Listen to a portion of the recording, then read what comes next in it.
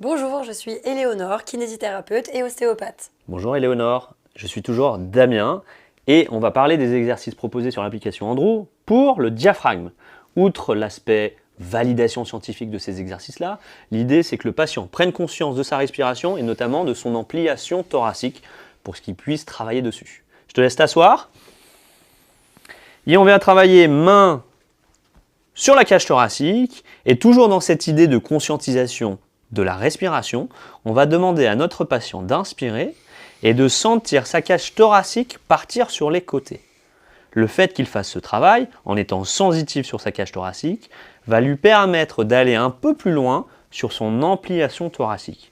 Cet exercice est préconisé pour les patients qu'on retrouvera avec un tendon central rétracté, avec une symptomatologie d'enroulement antérieur, une posture sédentaire au bureau, des crises d'angoisse, des symptomatologies de boule au ventre, Une cage thoracique très raide. Une cage thoracique très raide, toutes ces symptomatologies qui correspondent à un travail ostéopathique ou autre au niveau du diaphragme. On peut partir sur un autre exercice qui est la dissociation abdo-thoracique. Tu étais bien parti, bravo. On va demander à notre patient, et vous allez voir, ce n'est pas facile, et je suis sûr que même chez vous, certains des thérapeutes vont avoir du mal à le faire, à dissocier l'inspiration thoracique de l'inspiration abdominale. On va commencer par l'inspiration abdominale. Donc, on expire. À l'inspiration, on va vouloir sentir la main abdominale qui se déplace et la main thoracique qui ne se déplace pas du tout.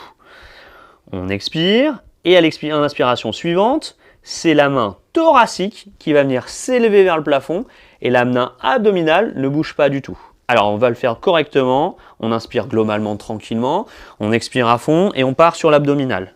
La main thoracique ne bouge pas, on fait partir l'abdos. On souffle, on bloque, la main thoracique monte, la main abdo ne bouge pas. C'est pas facile, hein? Ça nous permet de travailler sur les fibres longitudinales pour l'expansion latérale, mais également sur les fibres qui nous permettent l'abaissement et l'élévation du diaphragme. On part sur un exercice qui n'est pas forcément très simple pour tout le monde, notamment chez les grands sportifs qui ont une sangle abdominale très fermée et dense. C'est pour ça, tu vas bien. Donc, on va demander à notre patient de venir crocheter sous le grille thoracique. Super, hein, finalement, c'est pas si dense. On va demander à notre patient d'inspirer et à l'inspiration, on va tracter le grille thoracique vers l'extérieur. On souffle, on garde ce qu'on a gagné au niveau de l'étirement thoracique. On souffle. Et au contraire, on inspire, on va un peu plus loin. On garde ce qu'on gagne, on souffle. Et on inspire, on va un peu plus loin. Et on souffle. On recommence un cycle à zéro, on relâche. Et on continue à travailler latéralement ces fibres du diaphragme. Cet exercice sera préconisé après tout travail thoracique, diaphragmatique, viscéral haut pour ces symptomatologies d'anxiété, tendon central, enroulement antérieur. Bref, vous avez le choix, mais le fait que le patient utilise ces exercices de manière journalière à la maison pourra relâcher toutes ces zones. Et du coup, on peut enchaîner avec les techniques de relâchement du muscle diaphragme avec les traits tirés.